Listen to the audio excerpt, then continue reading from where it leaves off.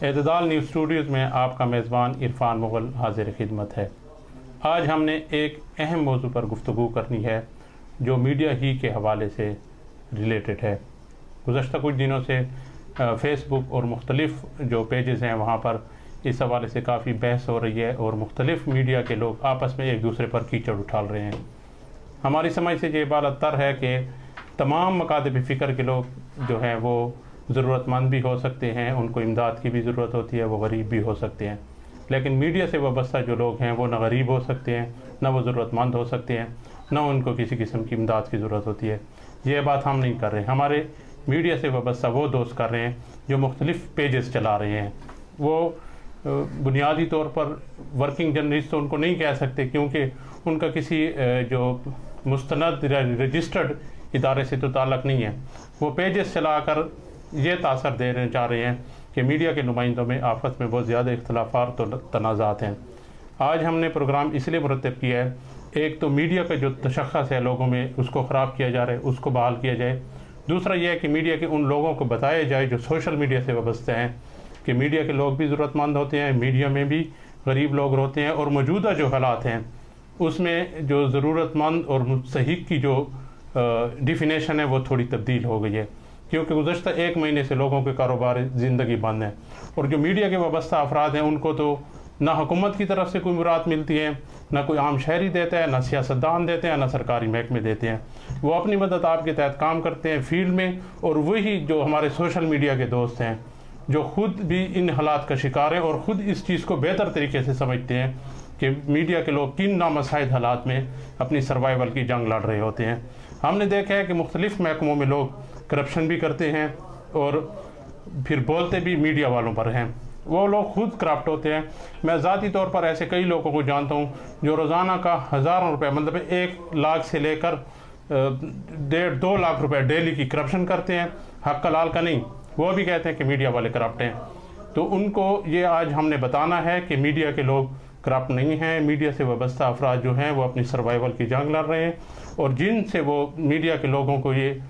گلہ ہوتا ہے یا وہ الزام لگاتے ہیں وہ لوگ خود ٹھیک نہیں ہوتے۔ تو آج ہم نے اپنے اسٹوڈیو میں ابو المعظم ترابی صاحب کو دعوت دی ہے۔ ترابی صاحب ایک سینئر جرنلسٹ بھی ہیں،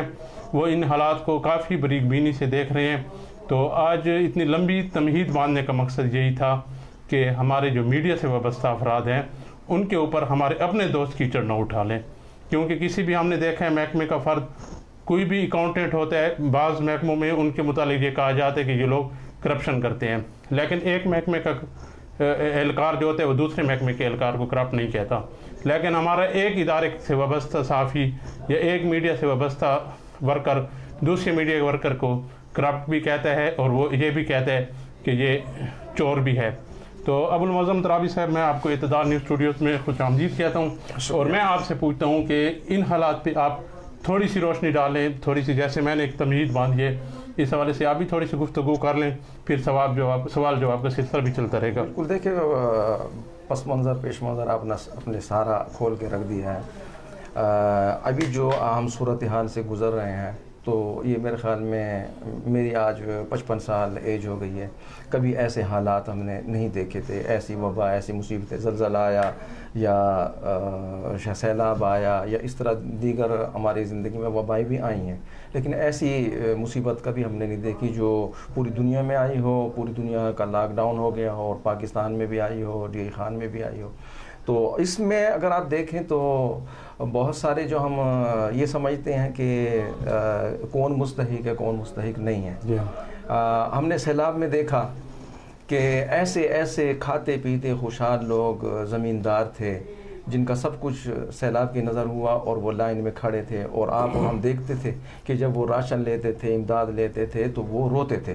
کل ہم دینے والے تھے اور آج ہم لینے کے لیے لائن میں کھڑے ہوئے ہیں، اور ہم بے عزت ہو رہے ہیں اور ہماری تضحیک کی جا رہی ہے۔ تو ایک تو یہ صورتحال، اور پھر کورونا جو ہے، کورونا کے حوالے جو صورتحال پیدا ہوئی ہے، اس میں ایک تو پہلی بات یہ ہے جو حکومت کی طرف سے امداد مل رہی ہے احساس کفالت پروگرام کے تحت، جو زکوٰۃ و عشر والوں کو مل رہی ہے یا وہ احساس کفالت پروگرام سے کسی اور کو وہ دے رہے ہیں تو وہ صرف مستحق کو دے رہے ہیں۔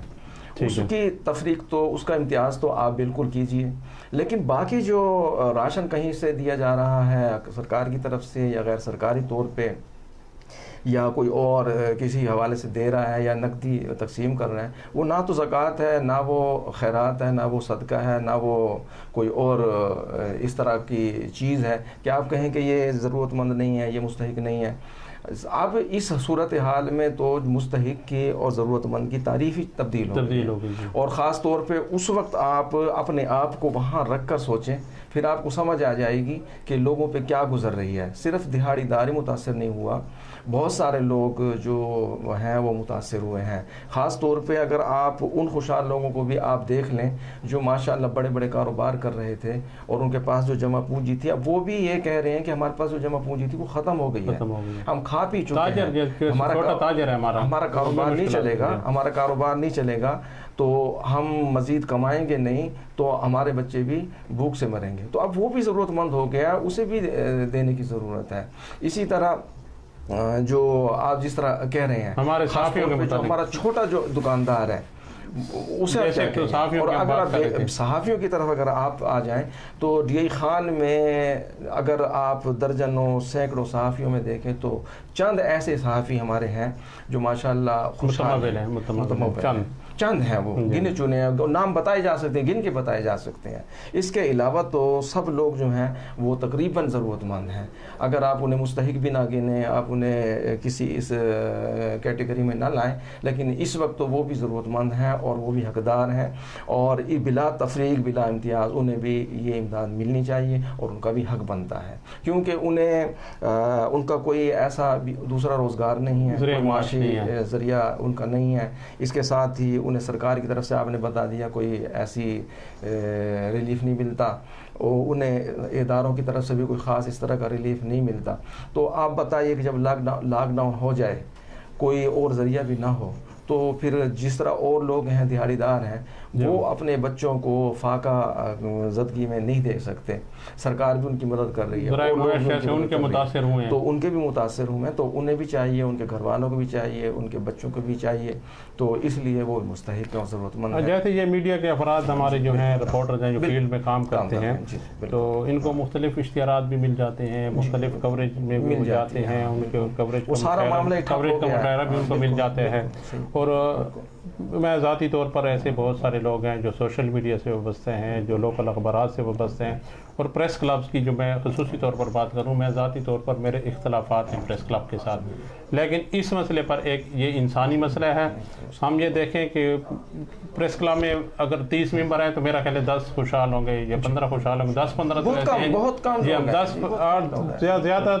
تو ایسے ہیں جن کو امداد کی ضرورت ہے۔ اس چیز سے ہٹ کر ہمارے جو اپنے اختلافات ہیں، جو ہمارے انتظامی اختلافات ہیں، وہ اپنی جگہ ہیں، اور خاص طور پہ جو لڑ رہے ہیں، جو آپس میں لڑ رہے ہیں، ان میں دیکھیں وہ سارے کے سارے ضرورت مند اور مستحق ہیں، جنہیں وہ لڑ نہیں رہے، کوئی بھی وہ لڑ نہیں رہے۔ میں نے تو کل ایک پوسٹ بھی کی تھی اور میں نے یہ کہا تھا کہ وہ کیچڑ اٹھا رہے ہیں، لڑ نہیں رہے۔ ہاں، بس یہ سمجھ لیں کہ اپنے ہی شعبہ کو، اپنے شعبے کے لوگوں کو وہ خود ہی بدنام کر رہے ہیں، اور اس کی بدنامی شعبے کی نہیں ہو رہی، شعبہ کے لوگوں کی نہیں ہو رہی، ان کی اپنی ہو رہی ہے۔ اچھا، یہ علی امین کے کچھ جو ان کے ہیں نورتن کہہ لیں یا ان کے جو ان کے ساتھ پھرنے والے لوگ ہیں، انہوں نے کہا کہ ہم نے تقریباً کل تک وہ مجھے فگر بتا رہے تھے کہ 13,000 لوگوں میں امداد تقسیم کی ہے، اور انہوں نے تقریباً لگ بھگ 64 کوئی صحافیوں کو امداد دی ہے، پریس کلب اور لوکل اخبارات کے، سوشل میڈیا والے اس سے الگ ہیں جس کی انہوں نے لسٹیں نہیں فراہم کی۔ تو جب وہ پھر میں نے ان سے بات کی ہے کہ جب آپ نے دی 64 کو ہے تو آپ فگر میڈیا کے جو ہمارے کچھ دوست ہیں جس کو اس مسئلے کو اچھال رہے ہیں، وہ تو 180 کا فگر چلا رہے ہیں، تو انہوں نے کہا کہ وہ جو 100 ان کو متوقع تھے جمعیت کی طرف سے ملنے، ہم نے اس کے فگر بھی ڈال دیے تھے کہ یہ صحافیوں کو امداد دی گئی ہے۔ اچھا، پہلی بات تو یہ ہے کہ اگر جمعیت والوں کو فگر کو آپ کیوں ڈال رہے ہیں؟ یہ تو آپ نے دی ہوتی، ایک چیز ملی نہیں ہے نہ آپ نے دی ہے۔ دوسری بات یہ ہے کہ 13,000 لوگوں میں آپ نے امداد تقسیم کی ہے، 13,000 میں سے آپ نے 12,000 کیا نام ہے 936 لوگوں کا نام آپ نے نہیں لیا، اور آپ نے ان 64 لوگوں کا لسٹیں بھی فراہم کی ہیں، اور اس کو بس فراہم ہمارے وہ دیکھا جو تیر کھا کے کمی گاہ کی طرف اپنے ہی دوستوں سے ملاقات ہوگی، تو وہی بات ہے۔ تو حالانکہ جنہوں نے پوسٹیں شیئر کی ہیں وہ خود بھی لے کر گئے ہیں، ہمارا گمان دیکھیں کہ ہم نے یہ سمجھا ہے کہ وہ یقیناً وہ لے گئے ہوں گے تو کسی مستحق کو ہی دیے ہوں گے، ہمیں پتہ ہے. تو ان کا گمان دیکھیں کہ وہ سمجھتے ہیں کہ اخبار کے جو چیف ایڈیٹرز ہیں یا جو پریس کلب کے اراکین ہیں یہ اپنے گھروں کو لے گئے ہوں گے.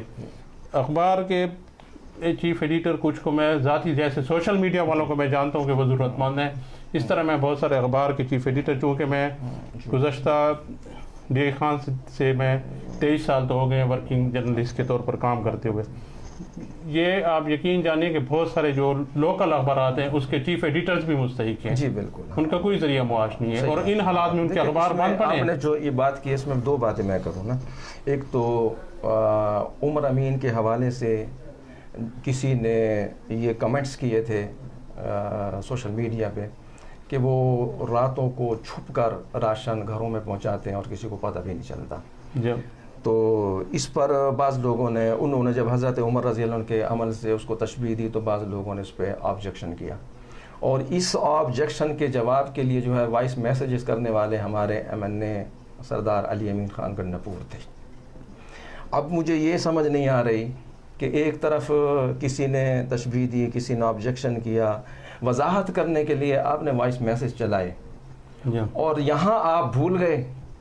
کہ حضرت عمر کا جو عمل تھا، جو عمر امین نے کیا ہے، اچھی طور پہ ادا کر رہا ہے، تو آپ نے وہ کام نہیں کیا، آپ نے تو اس کے برعکس کر دیا. آپ نے وہ لسٹ ان لوگوں کو فراہم کر دی جن کا اپنے پردہ رکھنا تھا. میں آپ کی بات آپ نے کیوں نہیں پردہ رکھا؟ سوال تو یہ پیدا ہوتا ہے. میں نے عمر علی امین کو میسج کیا ہے کہ میں نے کہا یہ آپ کے پاس امانت کے نام تھی، بالکل، اور آپ نے اس کو شیئر کر دیا، یہ آپ نے امانت میں خیانت کیا. وہ اس پر انہوں نے کوئی مجھے جواب نہیں دیا، اور ان کی خاموشی بھی ایک سوالیہ نشان ہے. ان کو خاموشی ان کی نہیں ہونی چاہیے. کوئی ندامت بھی نہیں ہے، اس پہ کوئی جواب بھی نہیں ہے. اور وہاں آپ کتنے وائس میسج چلا رہے تھے اور لوگوں سے لڑ رہے تھے آپ، اور گروپوں میں آپ وائس میسج کر کے جواب سن کے، تنقید سن کے آپ چھوڑ کے چلے جاتے ہیں گروپ. ایک تو یہ بات. دوسری بات جو آپ نے کی وہ یہ کہ جب 64 لوگوں کو آپ نے دیا ہے تو اس سے زیادہ کی لسٹ بددیانتی ہے آپ کی، کہ آپ اس سے زیادہ کی آپ کہہ رہے ہیں کہ یہ لسٹ ہے. پھر انہوں نے ان کو بھی شامل کیا جو انہوں نے کہا جمعیت متوقع بھی انہوں نے کیا کہ وہ بھی ان کو ملے گی. آپ سے اچھے تو پھر جمعیت علماء اسلام رہی کہ اس نے ابھی تک ایک بندے کا بھی کسی کا نام نہیں لیا کہ جی ہم نے کہاں تک کتنے پیکیجز پہنچائے ہیں. تو آپ جب جمعیت علماء اسلام پہ کو برا بھلا کہتے ہیں، ان کو اچھا نہیں سمجھتے اور ان کے خلاف آپ پروپیگنڈا کرتے ہیں، تو اس کا مطلب یہ ہے کہ آپ سے بہتر تو وہ ہیں کہ وہ پروپیگنڈا نہیں کر رہے اور وہ پروپیگنڈا آپ کر رہے ہیں، اور آپ کرا بھی رہے ہیں. اور بڑے افسوس کی بات ہے کہ جو سارا سال آپ کی خدمت کرتے ہیں، سارا سال آپ جن سے کوریج کراتے ہیں، کیا آپ نے خود یہ روایت قائم نہیں کی کہ پریس کانفرنس پہ بلاؤ اور لفافے دے دو؟ ہم نے تو لفافوں پہ بھی اعتراض نہیں کیا، وہ بھی ضرورت مند تھے، وہ بھی ہم نے اس وقت کیا ہے. دیکھیں ہم نے اس وقت گمان اچھا رکھا ہے کہ چلو بھائی دے رہے ہیں، حالات خراب ہیں، کسی کا بھلا ہو رہا ہے. ابھی بھی اس راشن سے پہلے بھی آپ نے امداد کی تو آپ نے کہا میں تو گفٹ دیا ہے. تو اچھی بات ہے آپ گفٹ دے رہے ہیں، لیکن گفٹ سے زیادہ تو یہ آپ کا راشن کی تقسیم ہے، اور یہ بھی آپ اپنی جیب سے نہیں دے رہے، یہ بھی آپ سرکاری کھاتے سے دے رہے ہیں، آپ پبلک کے پیسوں سے دے رہے ہیں. اور اگر آپ اس طرح کی صورتحال پیدا کریں گے تو اس کے لیے آپ کے لیے سیاسی جو آپ کی ساکھ ہے وہ متاثر ہوگی، آپ کا وقار متاثر ہوگا، اور خاص طور پہ اپنے ارد گرد، اپنے آس پاس، اپنے سائے میں دیکھیں کہ ایک ان کے سیکٹری کا نام آ رہا ہے کہ ان کا سیکٹری جو ہے، جن لوگوں کی آپ بات کر رہے ہیں، وہ ان سے قربت اور ان کے ساتھ تعلق، ان کے ساتھ، تو یہ ایک عجیب سی کھچڑی جو پک رہی ہے. تو یہ علی امین خان کو سوچنا چاہیے، اور خاص طور پہ اب میں عمر امین خان سے یہ ریکویسٹ کروں گا جس نے آپ اچھا کام کیا ہے، تو علی امین خان کو بھی آپ سمجھائیں کہ ایسے لوگوں کی باتوں میں نہ آئیں جو آپ کو خراب کر رہے ہیں، آپ کی سیاست کو، آپ کی ساکھ کو متاثر کر رہے ہیں. لوگوں کی وہ ضرورت مند تھے. اور جتنے بھی آپ دیکھیں پوسٹیں آ رہی ہیں ان پہ کمنٹس جب آتے ہیں تو کمنٹس وہ صحافیوں کے خلاف نہیں آ رہے. کوئی کسی بندے کو شاید کسی صحافی سے یا شعبہ صحافت سے اگر کوئی پرخاش ہے, اگر اس کا کوئی تکلیف پہنچی ہے, اس کا کوئی مسئلہ ہے, تو وہ تو شاید کوئی بات اس طرح کی کر دیتا ہے. ورنہ تو وہ تو صحافیوں کے حق میں وہ سب کہہ رہے ہیں کہ وہ مستحق ہیں, وہ ضرورت مند ہیں, اور لوگ جانتے ہیں, آپ اور ہم اس معاشرے میں رہتے ہیں, ہمارے ہمسائے ہیں, ہمارے پڑوسی ہیں, تو سارے کے سارے لوگ جو لے رہے ہیں وہ ضرورت مند ہیں اور مستحق ہیں. اچھا, ایک بات میں آپ کو یہاں پہ بتاتا چلوں کہ ہمارے کچھ سوشل میڈیا کے لوگ ڈپٹی کمشنر سے ملے اور انہیں کہا کہ ہمیں ضرورت ہے امداد کی میری موجودگی میں. ڈپٹی کمشنر کو میں نے بھی اس کی تائید کی کہ واقعی میڈیا کے کچھ ایسے پرسن ہیں جن کو ضرورت ہے, ان کی امداد کرنی چاہیے. ٹھیک ہے, اس کو ہم نے ایشو نہیں بنایا. دوسری بات ہے کہ لوکل اخبارات والے گئے, تب تھوڑی سی اب علی امین جو خاموش ہے تو پھر ہمیں بولنا پڑے گا کہ ہم علی امین کی کچھ دن پہلے پریس کانفرنس سے پہلے عمر امین سے ملے کہ آپ لوگوں کے ذمہ لوکل اخبارات کے واجبات ہیں, اشتہارات ہیں. تو انہوں نے کہا کہ اس وقت تو حالات بہت خراب ہیں, علی امین انویسٹمنٹ کر رہے ہیں, اپنی جیب سے بھی کر رہے ہیں, گورنمنٹ کا بھی فنڈ ہے, ہم میکسیمم کوشش کر رہے ہیں کہ لوگوں کو ریلیف پہنچائیں, ہم اپنے ذمہ جو ڈیوز ہیں ان کی ادائیگی نہیں کر سکتے. تو اس پر پھر انہوں نے کہا کہ یہ ہے کہ آپ سب نے یہ کہا کہ ہمارے تو غریب ورکر ہیں, وہ گھروں میں بیٹھے ہیں, وہ دن میں مزدوری کرتے ہیں, شام کو یہاں کام کرتے ہیں, دن والا ان کا کام ٹھپ ہو گیا ہے, تو ان کا تو سارا انحصار اسی پر آ گیا ہے. تو انہوں نے کہا ہم یہ آپ کے ساتھ کر سکتے ہیں کہ سر دست ہمارے پاس راشن کی مد میں امداد ہے, تو ہم بھی ہر اخبار کو 3-4 بندوں کا راشن دے دیں گے, آپ لوگ جس کو مستحق سمجھیں اس کو دے دیں اپنے لوگوں سے. اچھا, میرے متعلق کچھ دوستوں کا ایک مذاق میں بھی کہتے ہیں کہ آپ وہ ممالیہ جانور اور غیر ممالیہ جو ہوتے ہیں نا, میں اڑنے والوں میں بھی ہوں اور بچے دینے والوں بھی ہوں. مطلب میں لوکل اخبار کے ساتھ بھی کرتا ہوں, پرنٹ میڈیا کے بھی ساتھ کرتا ہوں, سوشل بھی کرتا ہوں, الیکٹرانک میڈیا کے بھی ساتھ کرتا ہوں. یہ سب میڈیا کے جتنے بھی شعبے ہیں, جس کی بھی میٹنگ ہوتی ہے میں اکثر ان میں موجود ہوتا ہوں اور چشمدید گواہ بھی ہوتا ہوں. تو عمر امین نے کہا کہ ہمارے پاس پیسے نہیں ہیں, ہم آپ کو واجبات ادا نہیں کر سکتے. عمر امین موجود ہے. تو انہوں نے کہا کہ آپ لوگ ایسے کریں کہ ہم آپ کے جو میڈیا کے جو آپ کے اہلکار ہیں, اچھا ہم نے اپنے جو اہلکار تھے ضرورت مند ہم نے سمجھے تھے لوکل اخبارات کی بنیاد پر, ہم نے ان کو نام دے دیے. انہوں نے پھر سامان دے دیا کہ خود دے دیں, کیونکہ نام ہم نے 8 میرے اپنے ذاتی طور میرے آفس میں 8-10 لڑکے کام کرتے ہیں, تو انہوں نے 4 کا دیا, تو ہم نے ان میں شارٹ لسٹنگ کی ہے, دوسروں کو اعتماد میں لیا, تو انہوں نے بھی اثار کا جذبہ دکھایا کہ نہیں جی بھائی یہ زیادہ ضرورت مند ہے تو اس کو دیں. تو مطلب اصل بات تو یہ تھی. اس کے بعد یہ لیک کیوں ہوئے, نام کیوں لیک ہوئے, لسٹیں کیوں لیک ہوئی, تو جس طرح عمر امین نے ایک اچھے طریقے سے 13,500 لوگوں کو امداد دی ہے, اس طرح یہ کوئی 64-65 بندوں کو بھی اتنے احترام اور عزت کے ساتھ دی جاتی تو زیادہ بہتر تھا. جس طرح وہ ان کے ووٹر ہیں, اس طرح ان میں سے بھی کچھ لوگ ان کے ووٹر ہوں گے یقیناً, لیکن یہ سپورٹر بھی ہیں, ان کی خبریں بھی چلاتے ہیں, ان کے اچھے برے وقت میں کام بھی آتے ہیں. تو یہ ایک نامناسب طرز عمل تھا. اچھا, تراب سے باپ سے میں یہ پوچھتا ہوں کہ ہمارے جو دوستوں نے طرز عمل اختیار کیا ہمارے اپنے میڈیا کے دوستوں میں, اس کو آپ کس طرح دیکھتے ہیں؟ اچھا, اس میں ہاں ایک بات میں اس طرف آ رہا تھا کہ اب یہ جو بات ہوئی کہ جی اتنے پیکیجز دیے گئے ہیں, اور دیے تو گئے ہیں, آپ کو یہ تو پتہ چل گیا کہ دیے گئے ہیں. عرفان مغل کو اتنے پیکیجز مل گئے ہیں, تو یار اس کے اسٹاف سے آپ کنفرم کر سکتے ہیں کہ یار پیکیجز آپ کو آئیں, آپ کے چیف ایڈیٹر کو ملیں, تو آپ کو ملے ہیں کہ نہیں ملے. تھوڑا سا آپ کنفرم کر لیتے, آپ ویریفائی کر لیتے, اس کے بعد بے شک آپ پھر شیئر کر لیتے. ہم نے تو جن بندوں کے نام دیے, فون نمبر دیا, ہم نے کہ ان کو خود دیں آپ لوگ دیکھیں. پھر تو یہ بہت بڑی غلطی ہے, اس طرح نہیں کرنا چاہیے. اور جو ہمارے اپنے لوگوں کا آپس میں طرز عمل ہے, اس میں میں سیدھی بات یہ کہوں گا کہ ایک دوڑ لگی ہوئی ہے, ایک قربت حاصل کرنے کی اور ایک زیادہ سے زیادہ مفادات حاصل کرنے کی. تو اس قربت حاصل کرنے میں اور مفادات حاصل کرنے کی دوڑ میں اگر آپ ایک دوسرے کی ٹانگیں کھینچیں گے, ایک دوسرے کو نیچے دکھانے کی آپ کوشش کریں گے, تو سیدھی سی بات یہ ہے کہ جو جس کے لیے کنواں کھودے گا پہلے خود اس میں گرے گا, اور جو جس کا وقار خراب کرنے کی کوشش کرے گا اس کا پہلے اپنا وقار خراب ہوگا, اور جو اس شعبے کو بدنام کرنے کی کوشش کرے گا سب سے پہلے وہی بدنام ہوگا. اور میں تو دیکھتا ہوں سوسائٹی میں کہ جب انگلیاں اٹھتی ہیں تو انہی لوگوں کی طرف اٹھتی ہیں جو اس طرح کے کام کرتے ہیں. تو اور لوگوں کو وہ نہیں کوئی کہہ رہا ہوتا کہ اس طرح ہے اس طرح ہے. تو کوشش کرنی چاہیے کہ کسی کو اگر جائز طریقے سے کوئی فائدہ مل رہا ہے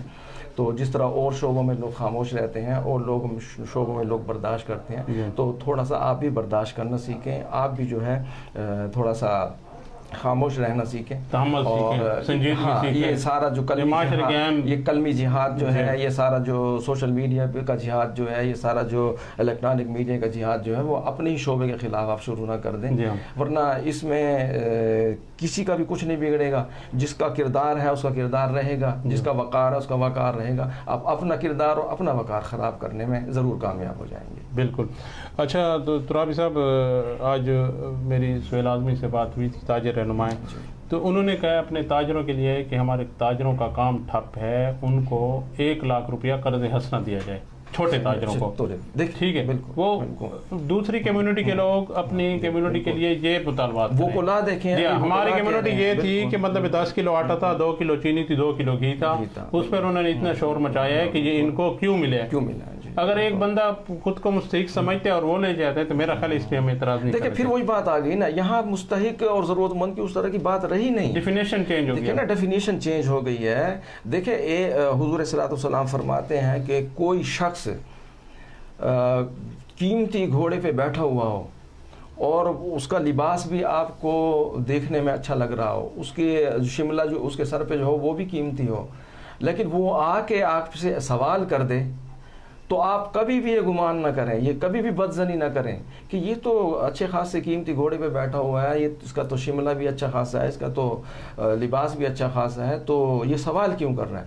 اس کے سوال کو آپ پورا کر دیں. ممکن ہے کہ اس وقت وہ ضرورت مند. یہ کچھ دن پہلے جو ہمارے سینئر صاحب اسلام آباد، ان سے بھی اسی حوالے سے گفتگو ہو رہی تھی، تو انہوں نے بھی یہ کہا ہے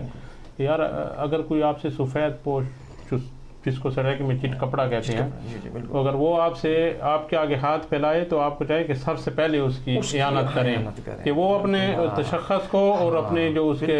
وہ ایک سٹیٹس ہے اس کو قربان کر کے آپ کے آگے ہاتھ پھیلائے. وہ یوں سمجھیں کہ اپنے اندر کے انسان کو وہ مار کے بالکل سوال کرتا ہے. تو اس حوالے سے آپ نے ایک حدیث بھی بتا دی ہے. تو ناظرین کرام، آپ نے ابو المعظم ترابی کی گفتگو بھی سنی اور میرے بھی تھوڑے بہت جذبات تھے. گزشتہ کئی دنوں سے میں سوچ رہا تھا کہ اس پہ بات کرنی چاہیے. تو میں یہ سمجھتا ہوں کہ ہمارے میڈیا کے لوگوں کو تحمل اور برداشت کا مظاہرہ کرنا چاہیے. اس سے یہ ہے کہ ہمارا بھی بھرم رہ جائے گا اور ہمارے معاشرے میں جو میڈیا کی طرف انگلیاں اٹھتی ہیں وہ بھی کم ہو جائیں گی. دنیا میں ہر جگہ کرپشن ہو رہی ہے، ہر محکمے میں ہو رہی ہے، لیکن سب سے بڑھ کر ہمارے اپنے ہی لوگ ہماری بدنامی کا باعث بن رہے ہیں. اس میں اچھے برے لوگ میں یہ نہیں سمجھتا کہ ہر لوگ برے اچھے ہیں یا سارے لوگ برے ہیں، لیکن یہ ہے کہ اس وقت اچھے یا برے ہونے کی بات نہیں ہے، اس وقت تھی ضرورت کی بات. اگر کسی ضرورت مند کی کسی نے ضرورت پوری کر دی ہے تو اس ضرورت پوری کرنے والے کو بھی چاہیے تھا کہ ان کی تذلیل نہ کرتے، اور ہمارے اپنے دوستوں کو بھی چاہیے تھا کہ وہ اس تذلیل کا حصہ نہ بنتے. اپنے میزبان عرفان مغل کو اجازت دیجیے. اللہ حافظ.